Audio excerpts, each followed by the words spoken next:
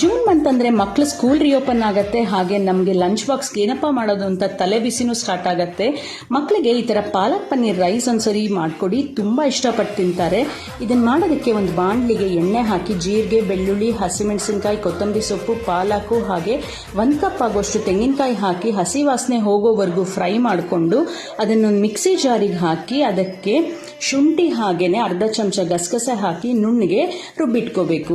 ಈಗ ಒಂದು ಕುಕ್ಕರಲ್ಲಿ ಎಣ್ಣೆ ಹಾಕಿ ಅದಕ್ಕೆ ಮಸಾಲೆ ಪದಾರ್ಥಗಳು, ಉದ್ದಕ್ಕೆ ಹೆಚ್ಚಿರುವಂಥ ಈರುಳ್ಳಿ, ಕ್ಯಾಪ್ಸಿಕಮ್ ಅನ್ನು ಹಾಕಿಬಿಟ್ಟು ಫ್ರೈ ಮಾಡಿ 1 ಕಪ್ ಆಗೋಷ್ಟು ಬೀನ್ಸು, ಕ್ಯಾರೆಟು, ಬಟಾಣಿನೂ ಹಾಕಿ ಹುರಿದು ಅದಕ್ಕೆ ರುಬ್ಬಿರೋ ಮಿಶ್ರಣನೂ ಹಾಕಿಬಿಟ್ಟು ಮತ್ತೆ ಒಂದು 2 ನಿಮಿಷದ ಕಾಲ ಹುರ್ಕೊಂಡು 2 ಕಪ್ ನೀರು, ಸ್ವಲ್ಪ ಉಪ್ಪು ಹಾಗೂ ನೆನೆಸಿಟ್ಕೊಂಡಿರೋಂಥ ಅಕ್ಕಿ 1 ಕಪ್ ಹಾಕಿ ಚೆನ್ನಾಗಿ ಮಿಕ್ಸ್ ಮಾಡಿ ಕುಕ್ಕರಲ್ಲಿ 2 ವಿಷಲ್ ಕೂಗಿಸ್ಕೊಳ್ಳಿ.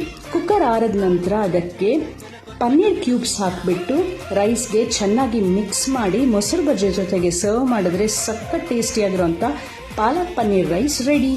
ಟ್ರೈ ಮಾಡಿ ಹೇಗಿದೆ ಅಂತ ಹೇಳಿ. Thank you.